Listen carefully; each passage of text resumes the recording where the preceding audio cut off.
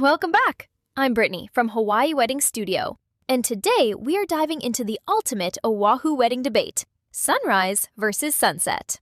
We'll explore why timing is everything for your big day, from the unmatched privacy of a peaceful morning ceremony to the iconic, fiery glow of a Hawaiian sunset. We're also sharing the top beach locations on the island to match your vision, whether you want luxury at Waialae or drama at Makapu'u. All right, let's get engaged. Rooting back, trying to talk into facts. Stay a while, press and play. You're smart, great every day.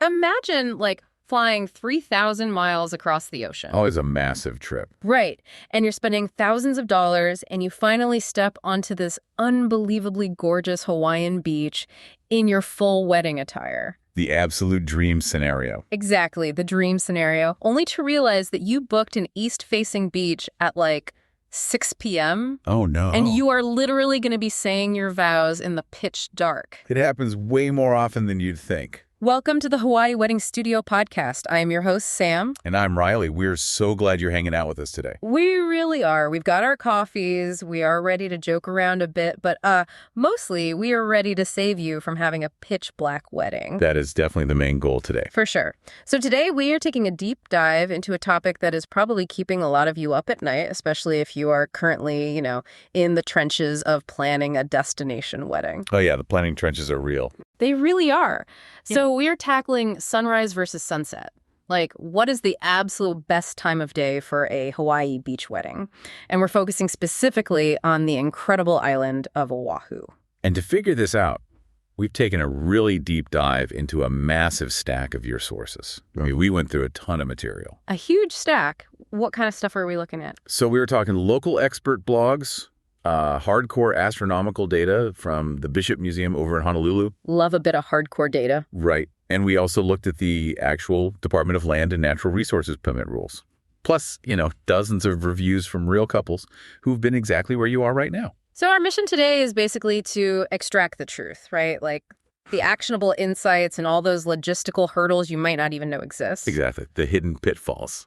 So let's start with the classic image, because when you close your eyes and picture getting married in Hawaii, you see a sunset. You almost certainly see a spectacular, fiery sunset. Yeah, totally. The sky is just exploding in orange and pink. The water is shimmering. I mean, it is the gold standard for a reason. It really is. But if you want that image to be your actual reality, you have to follow this fundamental rule of geography that out-of-state couples mess up constantly. Right, constantly. You absolutely must choose a west-facing beach. I mean, it sounds painfully obvious when you say it out loud. It really does. But people, they look at a beautiful photo of a beach online, they book it for the evening, and they just completely ignore the orientation of the island. Which is wild to me. It is the equivalent of buying front row tickets to a concert but setting up your folding chair to face the back wall of the stadium. That is exactly what it's like. Right. So if you book a gorgeous spot like Waimanalo Beach, which sits squarely on the east side of Oahu, and you expect this golden sunset, I mean, the sun is actually setting behind the Kula Mountains. It's dropping right behind your back. So you get zero golden hour on the water, you just get shadows, and honestly, a surprisingly chilly breeze. Which is exactly why the local sources specifically highlight Oahu locations that are perfectly positioned to catch that descending sun. Okay, so give me some examples. Where should we be looking? Well, first there is Waialae Beach.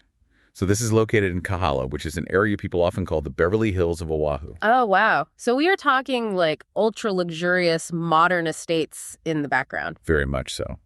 But the beach itself has this incredibly tranquil, surprisingly private vibe to it. Okay, I like the sound of that. Yeah, you have these sweeping, swinging palm trees, a little island off in the distance.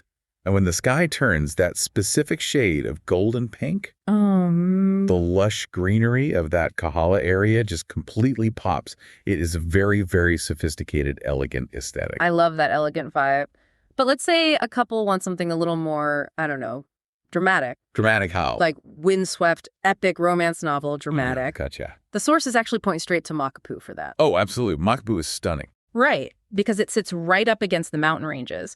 And instead of those calm little ripples, you have the deep, pristine azure water of the Pacific literally crashing against the dark lava rocks. It's so powerful. It creates this huge splashing effect.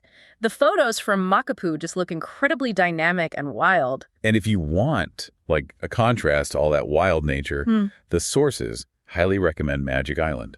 Oh, I've heard of that one. Yeah, it's situated right in this gorgeous park between Honolulu and Waikiki. Yeah. So on one side, you have pristine beaches and crystal clear water. Nice. But if your photographer just turns around, you get this soaring, modern, urban skyline right in the background. That is such a cool dynamic. It really is. It's perfect if you want to capture both the untouched nature of the island and the vibrant energy of the city. Okay, but picking the location is really only half the battle here. Definitely. Because here is where the logistics get super tricky. You cannot just slap 6 p.m. on your wedding invitations and call it a day. No, please don't do that. I used to assume, honestly, that because Hawaii is a tropical island and it's relatively close to the equator, the sun just sets at the exact same time every single day, like a clock. That is actually a remarkably common misconception. Right. But Oahu is actually at 21 degrees north latitude. It's not sitting right on the equator. So you do still experience a very real seasonal shift. So what does the data say? Well, according to the historical data from the Bishop Museum, if you get married in the winter, say early December, the sun is setting as early as 5:48 p.m. Wow, that is early. But if you book a peak summer wedding, like in early July, the sun doesn't set until 7:17 p.m. That is almost an hour and a half of variance. Exactly. Which fundamentally dictates your entire reception schedule. You need to plan the actual ceremony to start about an hour before those specific sunset times. Yep, that is the sweet spot. That is how you catch the legendary golden hour. And the reason golden hour looks so good, by the way, isn't just magic. Well, no, it's atmospheric physics. Oh, getting scientific on us. I am. Because when the sun drops low on the horizon, its light has to punch through a much thicker horizontal slice of the Earth's atmosphere to reach you. All right. So that thick atmosphere basically acts like a filter. It scatters away all the harsh, shorter blue color wavelengths, and it leaves only the longer, warmer red and orange wavelengths to actually hit your skin. Wow. That is why everybody looks completely flawless. It basically acts like a giant natural softbox. Exactly. So the pros of a sunset wedding are heavily weighted toward the aesthetic. You get the iconic Hawaiian views, the incredibly romantic and flattering lighting. The temperature is finally cooling down, too. Yes, and it creates a seamless timeline. You say your vows, you take your sunset photos, and then you just transition right into a dinner reception. It sounds totally flawless on paper, but, and this is a big but, the sources highlight a glaring logistical hurdle that comes with all that beauty. The crowds. The crowds. Sunset is universally the most popular time for every single person on the island to be on the beach. Oh, 100%. You have tourists wanting to take photos. You have locals getting off work and hitting the sand to unwind. You are actively competing with thousands of people for that exact same view. Which can be a pretty rude awakening. I mean, imagine you're trying to have this deeply intimate, tear-jerking moment reciting your vows. Right. And there's a family aggressively applying sunscreen and throwing a Frisbee like 10 feet out of your peripheral vision. No, thank you. So if those sunset crowds are the ultimate deal breaker for you, how do you get those gorgeous Oahu beaches all to yourself? You have to beat the crowds by waking up way before them. Yes. Let's flip the script and talk about what I think is the secret weapon of destination weddings, the sunrise wedding. The intimate alternative. I genuinely love this option. But again, we have to respect the geography here. Right, the geography rules apply again. If you want to see the sun come over the horizon, you must choose an east-facing beach. So Waimanalo, which was terrible for sunset, suddenly becomes the perfect venue. Okay, let's look at that Bishop Museum data for the mornings, because it is early. It is very early. In early June, the sun is cresting the horizon at 5:48 a.m. Yeah. And in January, it's a bit later, around 7:11 a.m. So practically speaking, your ceremony is going to run somewhere between like 5:45 a.m. and 7 pagels. Which is an early start, but the pros here are substantial. What's the biggest one? First and foremost, unmatched privacy. You basically have the entire Pacific Ocean to yourselves because very few tourists are setting an alarm on their vacation. That is a great point. Second, it is significantly cooler. which is an absolute lifesaver if you're wearing a three-piece suit or a really heavy, multi-layered wedding dress. Sweating through a suit is not a good look, and the lighting is completely different at sunrise, too. How so? Because the atmosphere hasn't been heated up by the sun all day, there's a lot less dust and moisture suspended in the air. Oh, that makes sense. So instead of the fiery, high-contrast gold of the evening, sunrise gives you this incredibly soft, dreamy pastel light. I love that look. You get these gentle pinks and light purples that just make the photos look incredibly ethereal. Plus, you have the entire rest of your day to go have a celebratory brunch or just explore the island. Those are massive benefits. Yeah. But the pitfall is pretty obvious. The wake-up call. Yeah.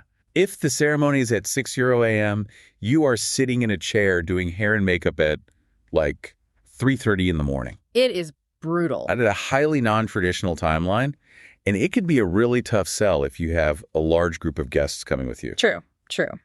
But this actually brings me to my absolute favorite insight we pulled from the research. I am officially coining this the jet lag hack. The jet lag hack. I love it. Tell them about it. Okay, so if you are traveling from the mainland U.S. to Oahu, your circadian rhythm is already completely scrambled. Literally. If you're flying in from New York or the East Coast, a 6:00 a.m. ceremony in Hawaii feels like noon to your body. You were going to be wide awake at 4 a.m. anyway. Just staring at the ceiling of your hotel room, waiting for room service to open? Exactly, so why not use it? That is a brilliant way to reframe it. You take a physiological negative jet lag and turn it into a massive logistical positive. You don't fight the time difference. You leverage it to get a VIP, totally private beach experience. Exactly. Leverage the jet lag. But we also have to acknowledge that not everyone wants to wake up before dawn. Fair enough. And some people absolutely cannot deal with the sunset crowds. So what happens if you book during the other hours of the day? Right. The sources do outline a few alternatives. Let's run through them. Okay, so you have the morning block, which is from about 8 a.m. to 10:30 a.m. This is a pretty great compromise. Why is that? The beaches are still relatively quiet before the midday rush hits. The light is still coming in at a pretty decent angle, and the vibe is just very relaxed. Okay, what about the midday block, like 11:00 a.m. to 3:00 p.m.? So this is when the sun is directly overhead. The major pro here is the water. The water. Yeah, that classic blindingly bright turquoise water you see in all the travel brochures. That actually only happens midday when the sun is penetrating straight down into the ocean. Oh, I didn't know that. But there has to be a trade-off. A severe one. The light is incredibly harsh, so it casts dark shadows under everyone's eyes, and the heat is at its absolute peak. Yeah, the sources are super adamant about this. If you choose a midday ceremony, you must find a location with heavy natural shade. Absolutely must. Otherwise, your guests are just going to be melting into the sand and everyone will be squinting in the photos. And nobody wants a sweaty, squinting wedding party. Exactly. And finally, there's the late afternoon window, around 3:30 to 5:40 p.m. The light begins to soften, the heat drops slightly, and it's a solid balance if you want classic scenery without waiting for the exact minute the sun drops. But regardless of what time you actually choose, we need to address what the local blogs refer to as the harsh reality of getting married on a Hawaiian beach. Yes, let's get into the rules. Because out-of-state couples often get completely swept up in the romance and vastly underestimate the bureaucratic hurdles. You cannot just walk onto a beautiful stretch of sand and declare it your venue. Nope. Hawaii has incredibly strict rules managed by the Department of Land and Natural Resources, or the DLNR. They do not mess around. They don't. They heavily restrict commercial activities on the beaches to protect the environment. Yeah. You are legally required to have a state permit to hold a wedding. And here is the mechanism behind why this gets so stressful for couples. Walk me through it.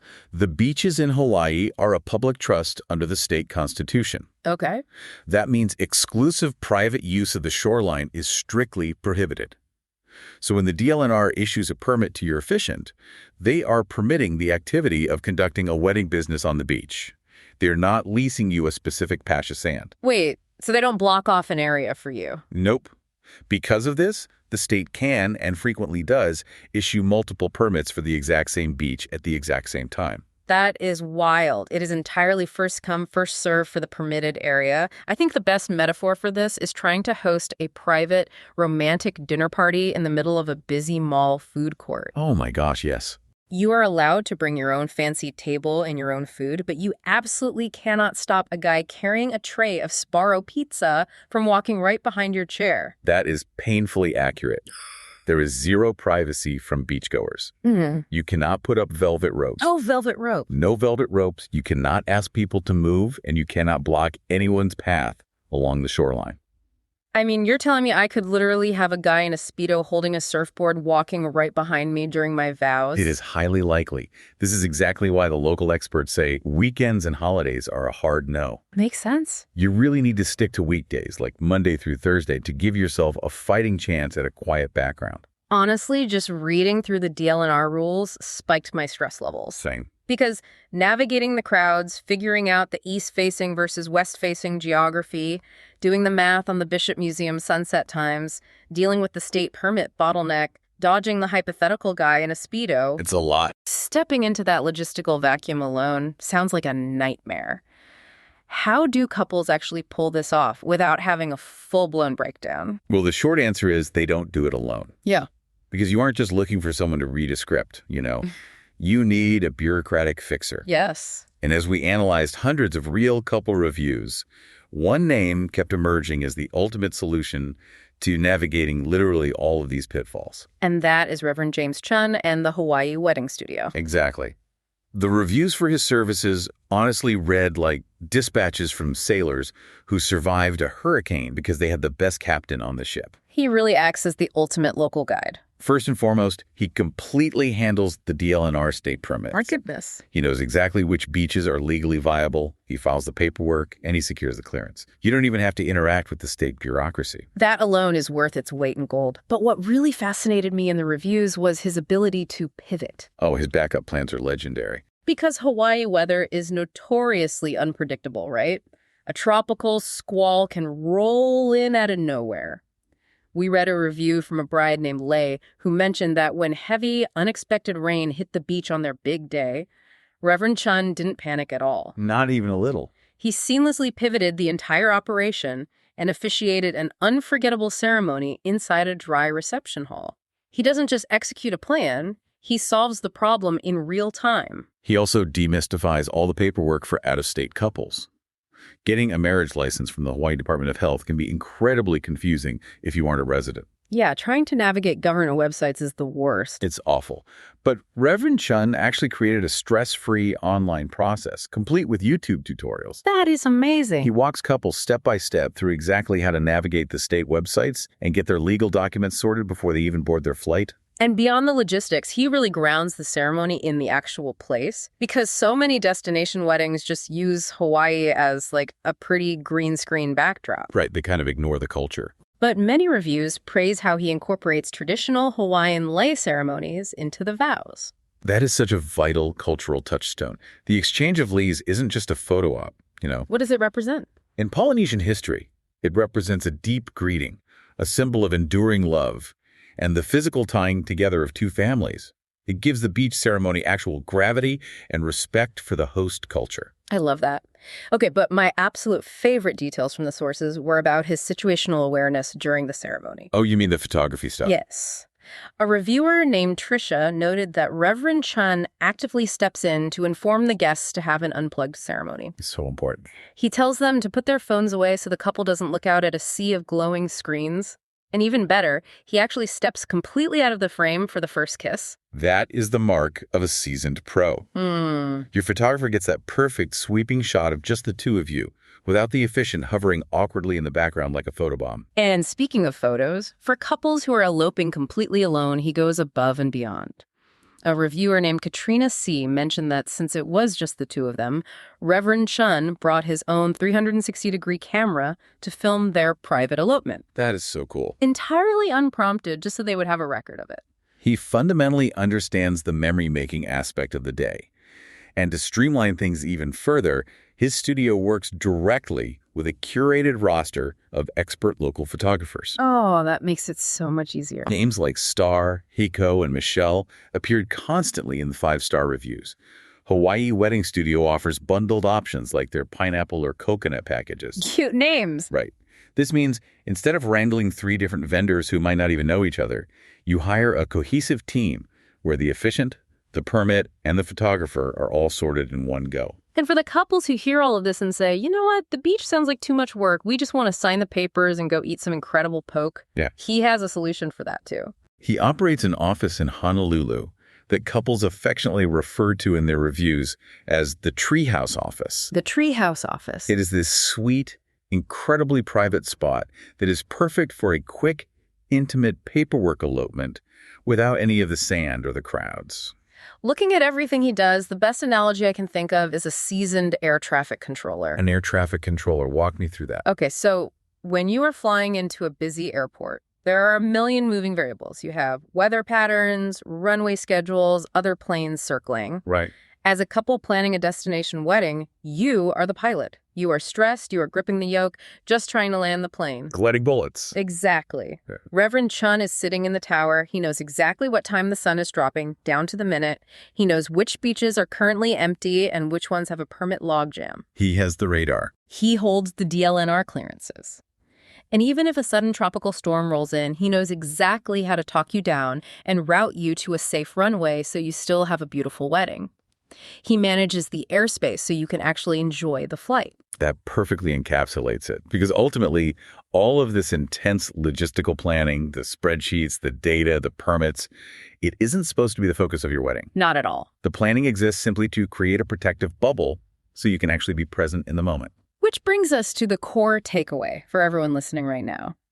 Whether you choose to leverage the jet lag hack and embrace the pastel quiet of a sunrise on an east-facing beach, Which is beautiful. or you brave the crowds for the classic golden romance of a west-facing sunset, the absolute best time is ultimately whatever aligns with the vision of your unique love story. The data and the rules are just tools to help you get there. There's no wrong answer as long as you go in with your eyes open to the logistics. But I do want to leave you with one final, slightly provocative thought to chew on before we go. Oh, I like a provocative thought. We spend so much time, and we literally just spent this entire deep dive obsessing over the mechanics of capturing the perfect light. We really did. We track the Bishop Museum sunset times down to the exact minute. We stress over the photographer packages. But imagine this scenario for a second. Okay, I'm imagining. What if you time it perfectly? The sun drops, the light is overwhelmingly golden. You look into your partner's eyes, you say your vows. It's a perfect moment. And right at that exact second, the photographer's camera completely breaks. Oh, no. Captures nothing. Did the moment still happen? That is a fascinating question because we are so conditioned to document everything nowadays. I think it's easy to get so caught up in proving the moment happened for Instagram or making sure the aesthetic is perfect for the album that we forget to actually experience the event. Absolutely. Think about how the raw memory, like the actual sensory feeling of that warm Hawaiian light hitting your skin in that exact moment, standing with the person you love. That feeling is just as permanent as any digital photograph. It's arguably more permanent. The photos are a wonderful bonus, but the feeling of being present is the actual wedding. Be completely present in your own golden hour, whether a camera's clicking or not. That is the perfect note to end on. I couldn't agree more. Well, that wraps up our deep dive for today. It's been so much fun. If you loved this conversation and want more insider information, logistical tips, and expert tricks for planning your absolute dream wedding in paradise, you need to subscribe to the Hawaii Wedding Studio podcast right now. Yes, hit that subscribe button. We have so much more great stuff coming your way to help you navigate the process. Until next time, stay relaxed, enjoy the planning, and aloha. Thanks for listening to this deep dive into timing your perfect day. Whether you're setting your alarm for a private sunrise at Wailea or chasing the legendary golden hour on the North Shore, we hope these tips help you find the exact ambiance you desire. Don't forget to visit our website to explore our beach wedding packages and secure your permit for a seamless, stress-free experience. Until next time, stay salty, stay hitched, and we'll see you on the sands of Oahu.